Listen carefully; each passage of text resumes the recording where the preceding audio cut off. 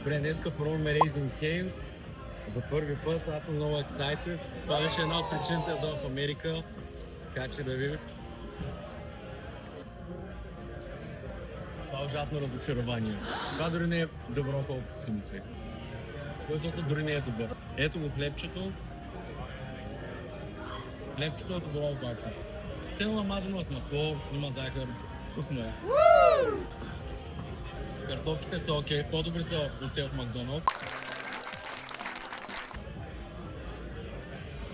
И то е окей. Обаче да не знам какво правя тази чаша с сос, това е ужасно. Сосът бие мега много на кетчуп с оцет. Мега много. В смисъл, много е наистина оцетен. И си взех чашата лимонада, нека да я пробваме. И лимонадата ще е много добра. 10 за лимонада. Сега пробваме колски. Мимит, не знам. Аз не съм фен на колски.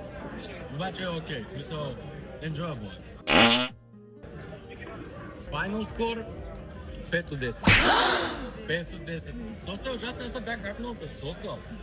5 от 10, това е моят final score. Това е много разочароващо. Много е разочароващо, наистина аз мислих, че ще е 10 от 10.